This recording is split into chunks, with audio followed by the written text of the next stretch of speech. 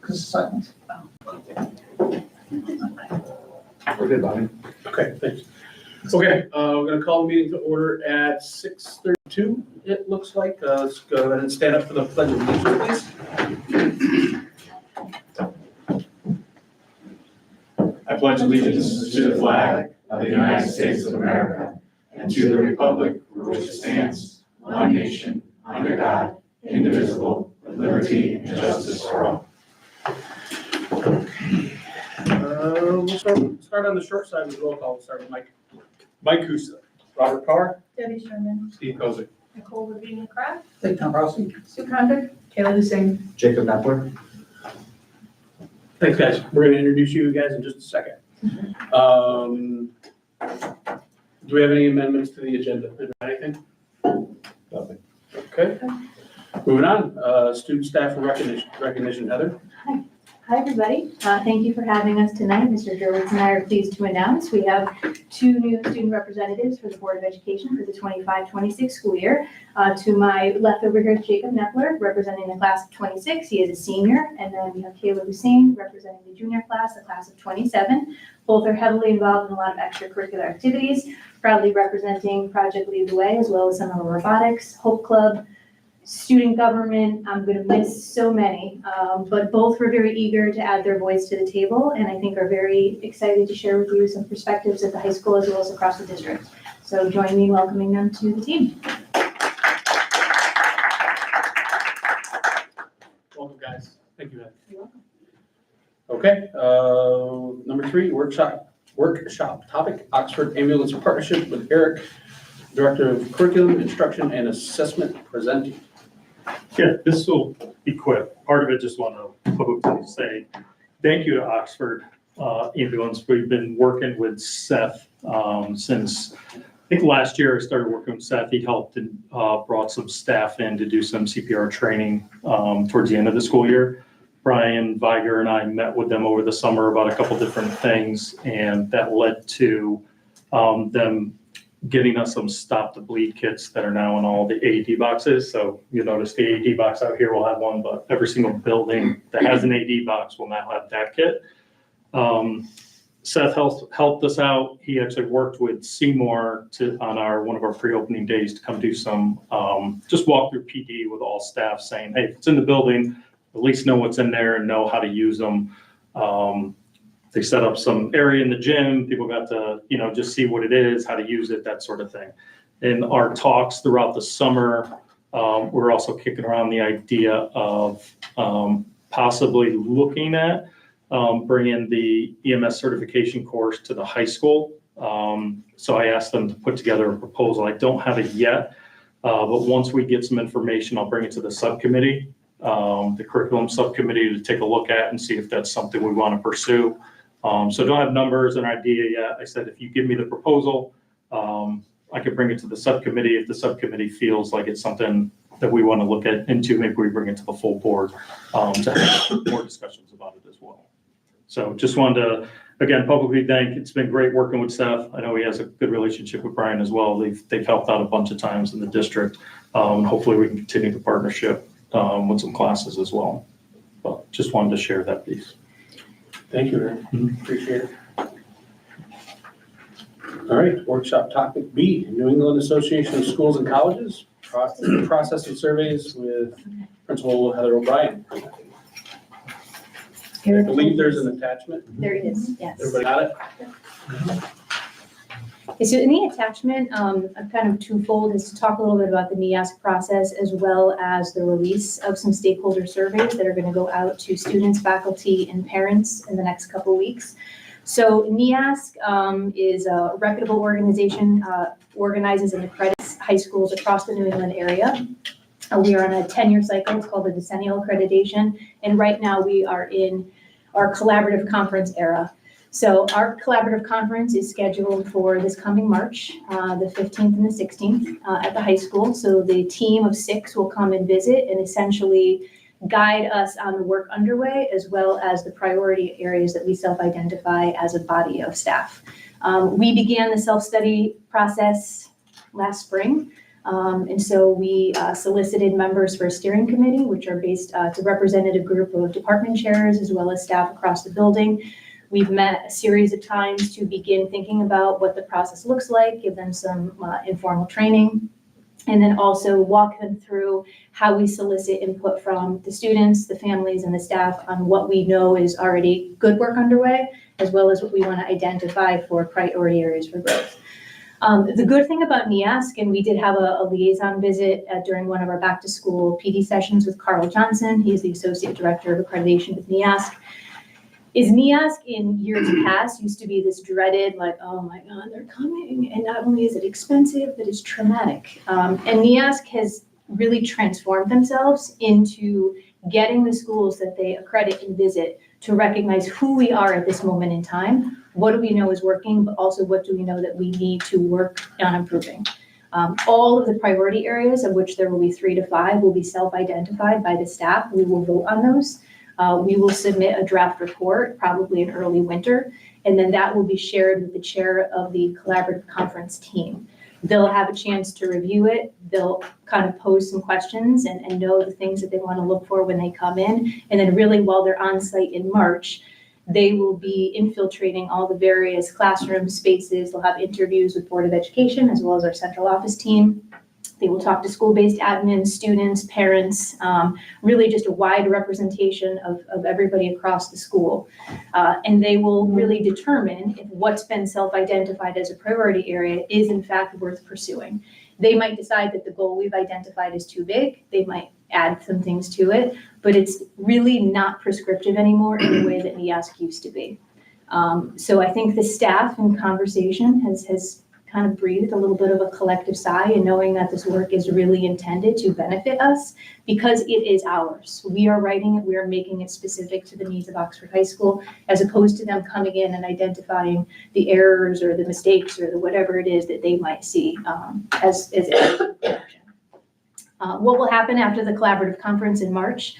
We will receive a report from the NEASC visiting team, and they will basically either concur or revise the priority areas that we've identified. Once we have that list, the work begins. So school improvement and our goal setting really is driven by that. And then from that point forward, we have about 18 months to really implement some effective change and revisions to current practices. And then we have our decennial accreditation, which is already scheduled for March of 2028. That'll be roughly between 6 and 8 visiting team members who come and kind of do a before and after. Here's where you were during the collaborative conference, what things have changed, what do we still need to do, what support do you need in order to make that work happen.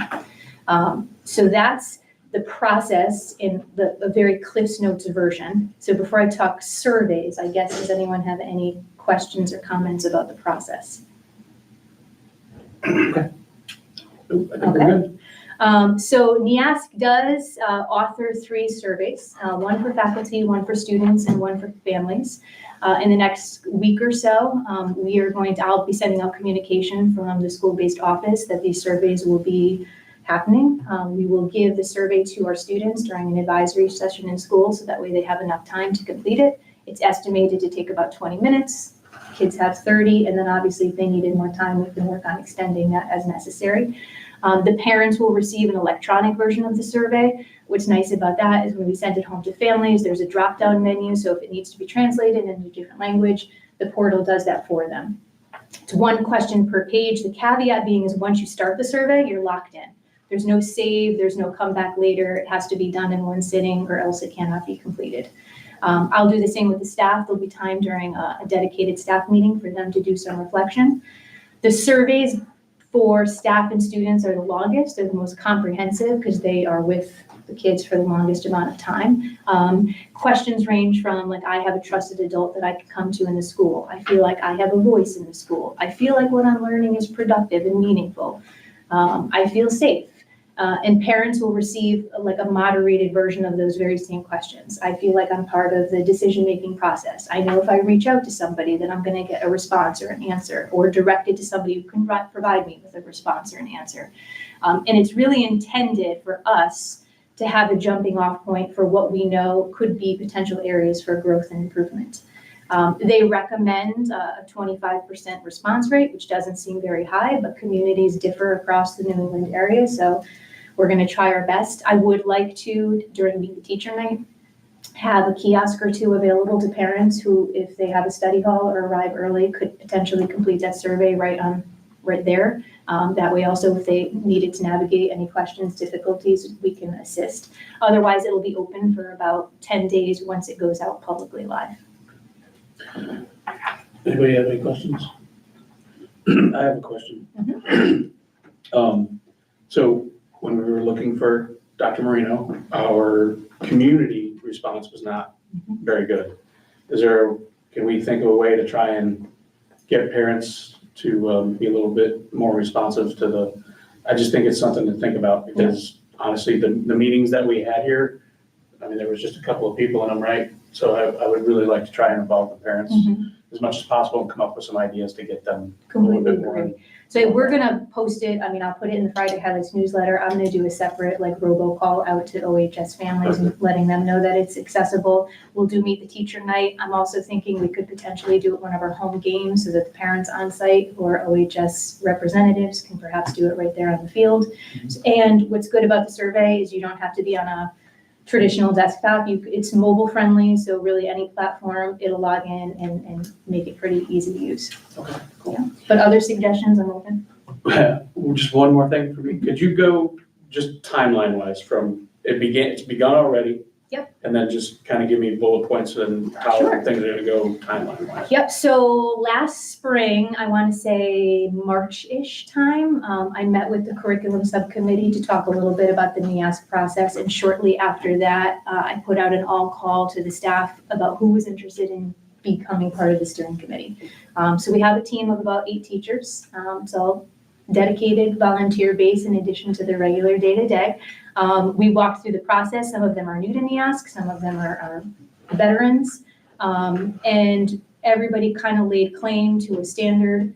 We started talking about what's the best way to solicit staff. So that work began in the spring, and in the course of professional development days, as well as staff meeting and department time, we've begun kind of collecting evidence. How do we know this to be true? Give me evidence of student learning. Give me evidence of learning support. Give me evidence of school culture and climate. And so departmentally, they've done a bulk of the heavy lift in really identifying what we know to be true and where we might have some pockets that we need to build upon. And so that was pretty much late spring into the close of the school year. And then obviously summer was a hiatus for the team. And then as we started back up, the day after convocation, our NEASC liaison visited the high school. He provided a more comprehensive overview of the changes that NEASC has made, gave us some progress updates on the work that we've already done, as well as the work we still have to do. He assured me we were ahead of schedule, so I'm like, that gives me some peace of mind. And then we'll continue. So right now we're at the place where we have a lot of data, we have a lot of evidence, we have a lot of work collected, and now it's up to the steering committee members representing their particular standard to really delve in and start that report writing. So they're going to submit a draft.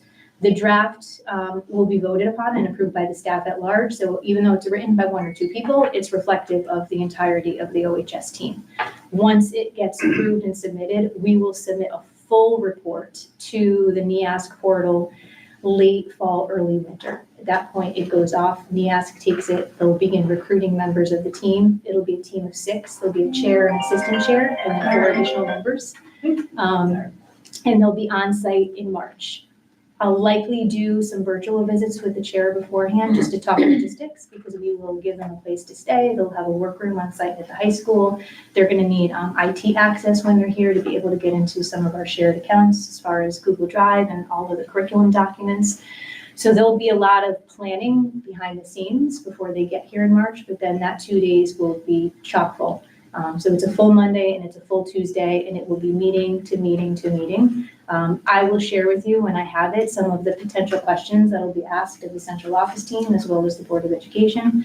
And then it's really, they conduct it. We kind of take a back seat, and I'm there as a helper should they need anything or have any questions that weren't provided in the report.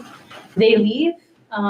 We are on the docket, I think, to have our report approved and submitted by the NEASC Commission, probably not till the summertime. So I imagine by next fall, we'll have the hard copy results of the visit, and then we'll start then with our school improvement. And then the decennial visit is in March of '28. I've never really dealt with NIASC. Can you kind of give me a background of what it was? Sure.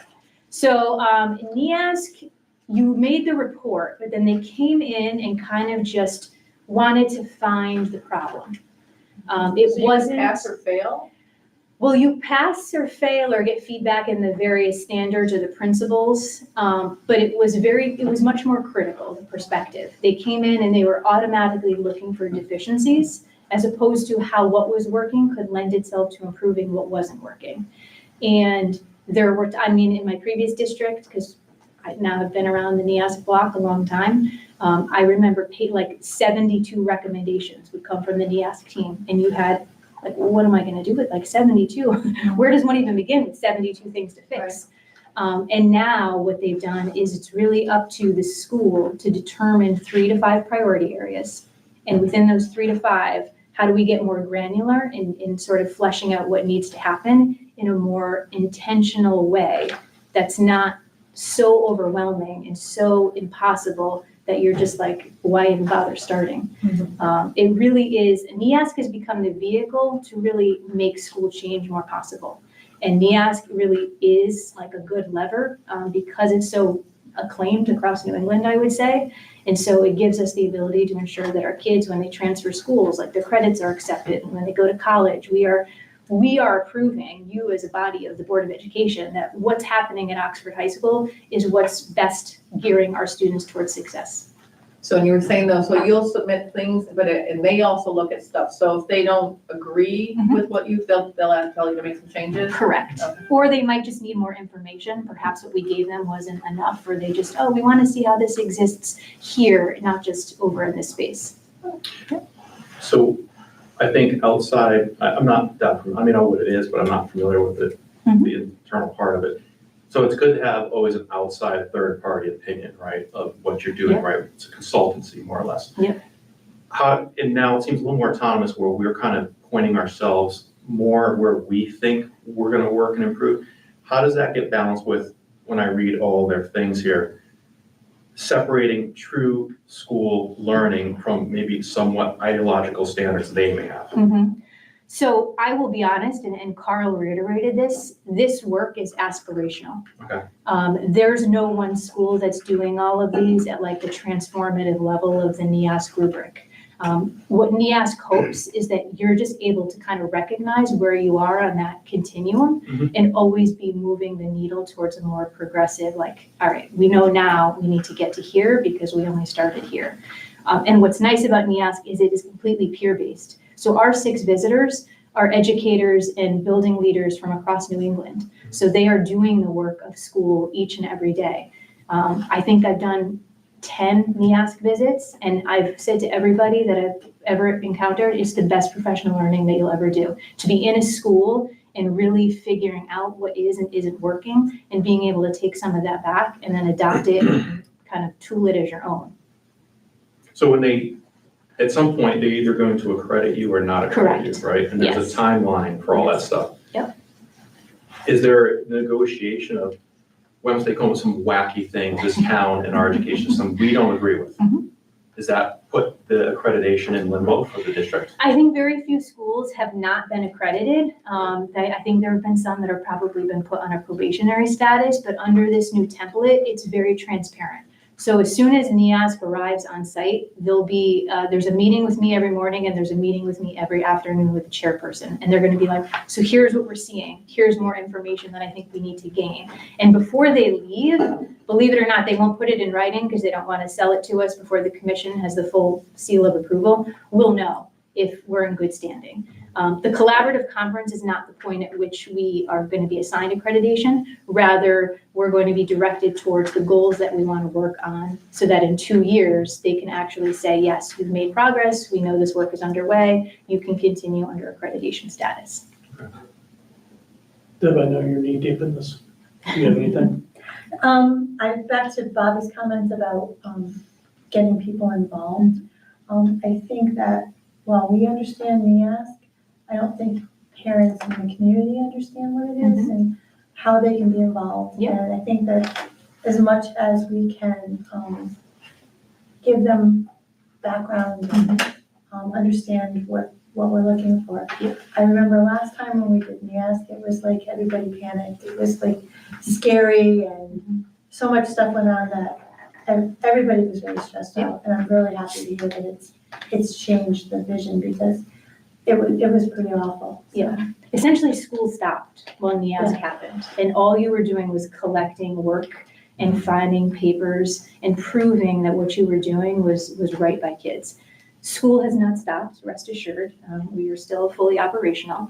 And the staff at this point, I think, feel pretty good about what we've already done and what we still need to do, but also know that like this isn't taking control over what the day-to-day is. This is going to supplement the work that we're doing. This is who we are now and who we are going to be as a result of the visit. Just, I mean, this might mean nothing, with the changes and that being more like self-driven, does that take away any of the weight of the accreditation? Not at all. I think if anything, it probably adds some value, and a little bit more integrity to the process because it's like you're determining as the school, like we know this to be true. These are our areas for growth. These are the things we want to highlight, and we could use your help in navigating like what the most, I guess, efficient timeline might be, or what tools or resources hadn't we yet thought of that we can implement to help us reach this goal. So it's intended to really help, and you're kind of partnering with people who, again, have an immense amount of experience in public education to maneuver and really figure out, how best to improve what's already underway. Does anybody else have anything? Victor, Nicole? I'm good, thank you. Good. Well, thank you very much. Thank you, Heather. Appreciate it. Just would like to point out, Stacy and Molly, this is something you guys are gonna be involved in when you go over in November, so this is good information for you guys as well. All right, workshop topic C, 2025-2026 district and board goals. There is an attachment. Okay. Yes? Good evening, everyone. At the August 26th board meeting, we discussed 4 areas for guiding the work of the district this year. And so Garen and I and the administrative council, we put together a draft for discussion tonight, and then hopefully adoption at the September 23rd business meeting in 2 weeks. So as you can see that we put together 4 areas of focus this year. One is starting the second year of our district's evaluation plan. It started last year, so we're honoring the work that's already been started. Also, second year will be the Connecticut School Climate Policy, which would be key driver number 2.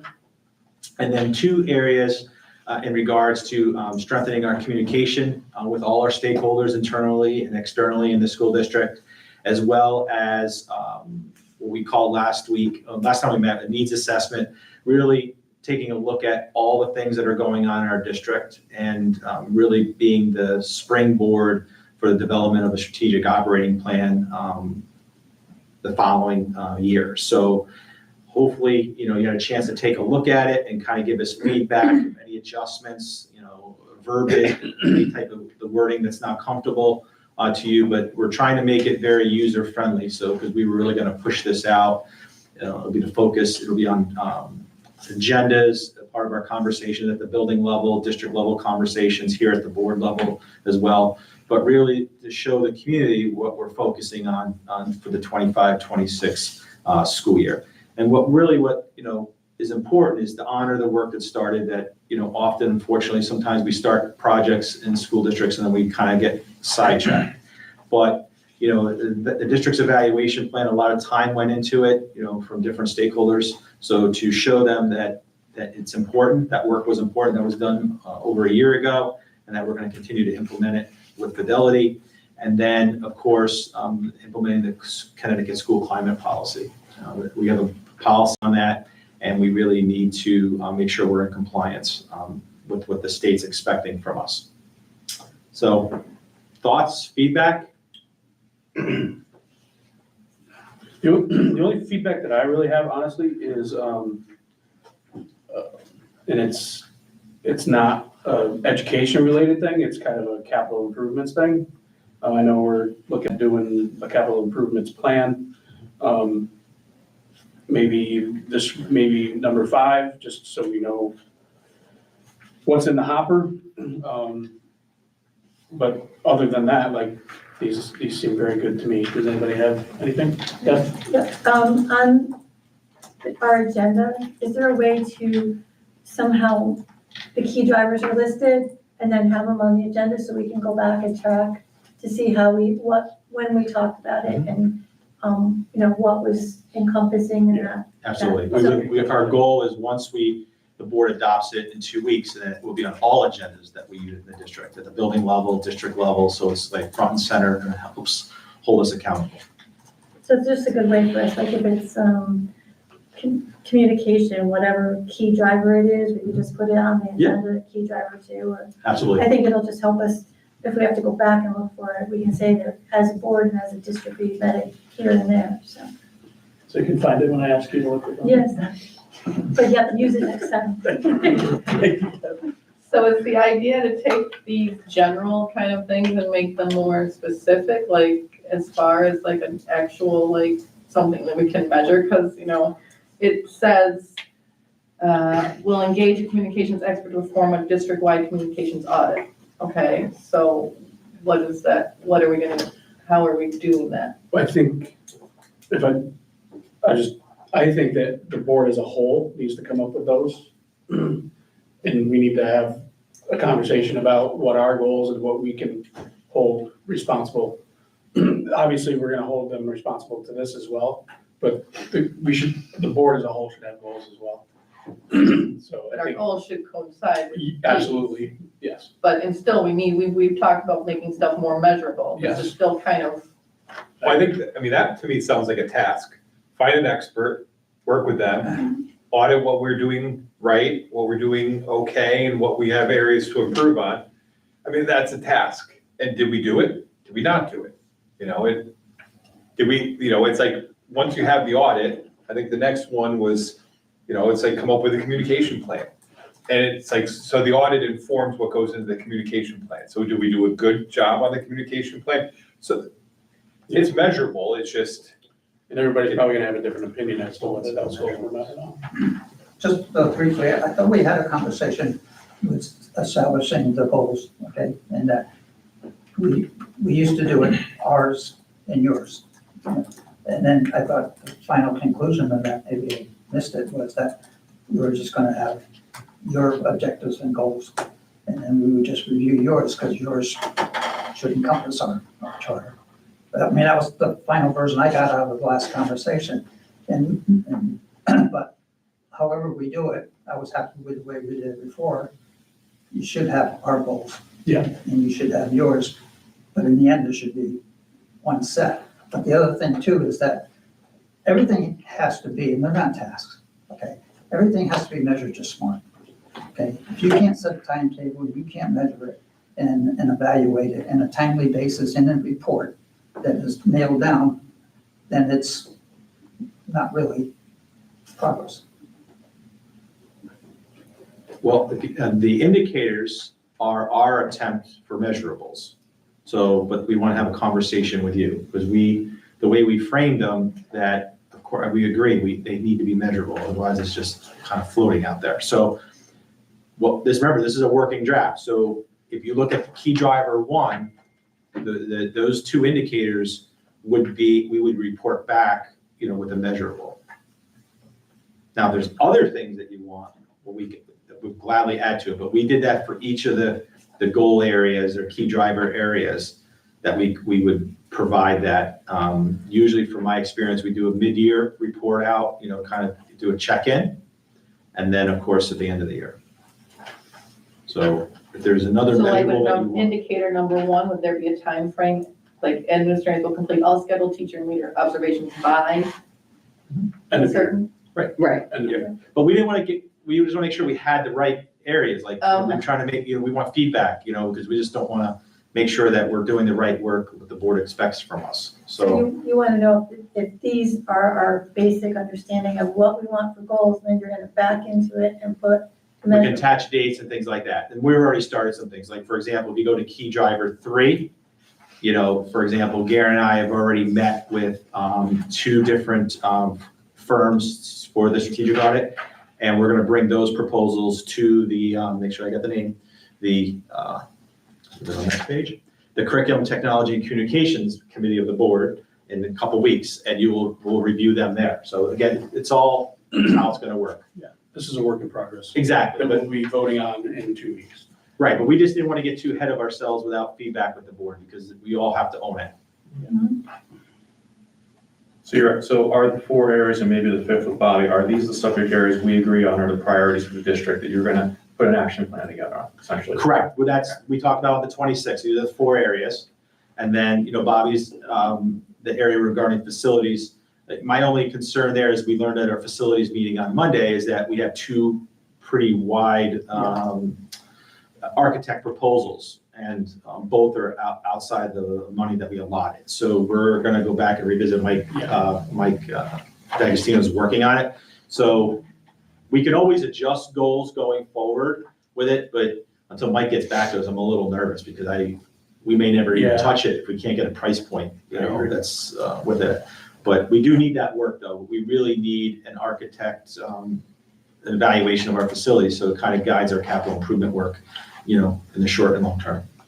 'Cause otherwise, we're kind of just. During our facility portion of the meeting, we'll get an idea what these. I can tell you, I'll just tell you right now, one of the low bid was 88,000 What's it for? and change for the 10-year capital improvement plan. Yeah, but what's it gonna improve?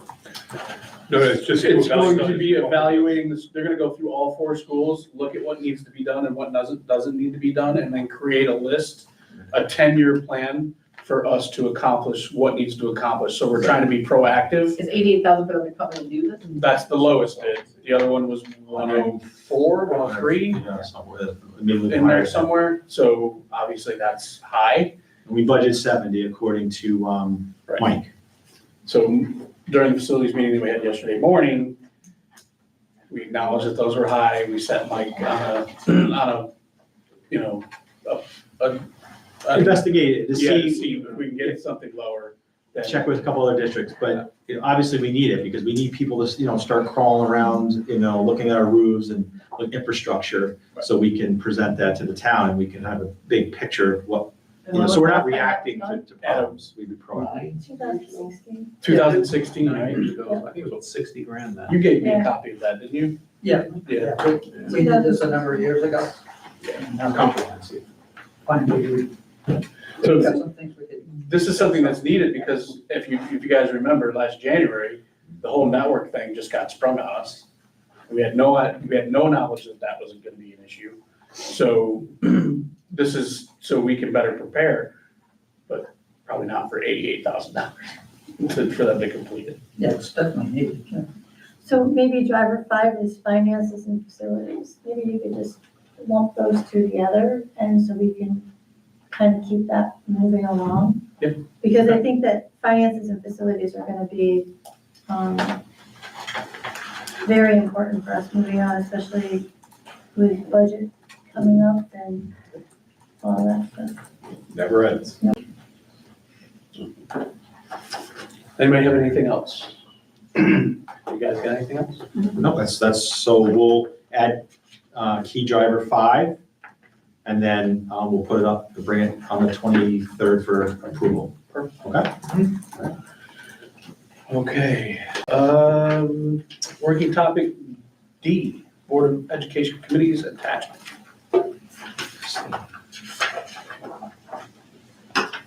Okay, so at last, on August 26th, we just went over all the board committees. So you have an updated version of it. We just want to make sure it's accurate. We would love to get this up on the website. And we did put the board meeting dates for the 25-26 up on our website. So if you just take a quick look at it, make sure we got everyone accounted for.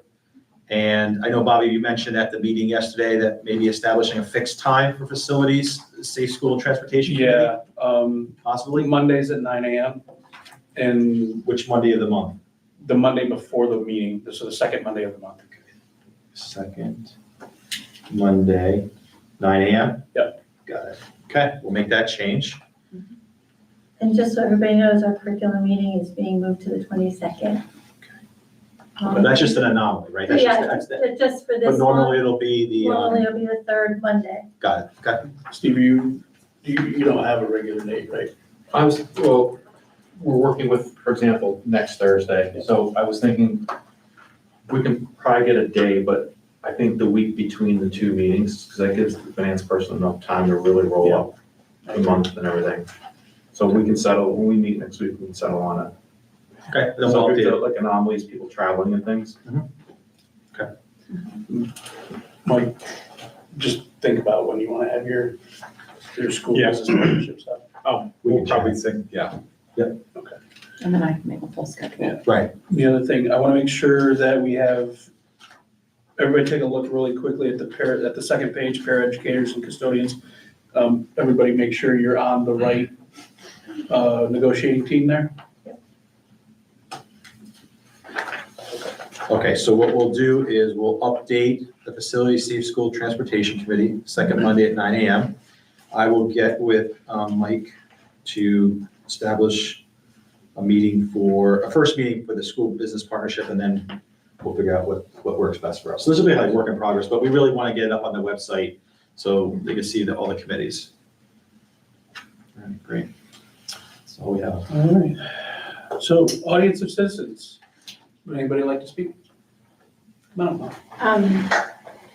Words can never express the things that my family could convey to you in our darkest hour. My parents were ready with a U-Haul to move us home and just to keep us close. And this community proved to them our roots are here. My children love their school. We love our community, and you have wrapped us in the softest, warmest blanket of love we could have ever experienced. I have had people in and out of our home hugging my children when I was weeping. The kindness has just made the world a little brighter in a really dark time. So thank you from the bottom of our hearts. You have proven such greatness in this community, and I get to stay for a year. That's their rule. I get to stay for a little longer, and they see that this is our home and this is our community, and the way you have rallied for us is just incredible. Thank you. Thank you, Mike. Thank you. Okay. Identification of next steps, future board action. There's nothing here, so we will skip that. And we are about to go into executive session. Mike? Okay. I hereby move that the board enter into executive session for the purpose of discussing regarding the proposed memorandum of agreement with Oxford Administrators Association regarding the Director of Athletics, 6 through 12 Dean of Students position. I would like to invite Dr. Ralph Marino and Dr. Gary Mullen. I'll second. Do we have any discussion? Okay. All those in favor? Aye. Opposed? Abstained? Motion carries. We enter in at 7:10.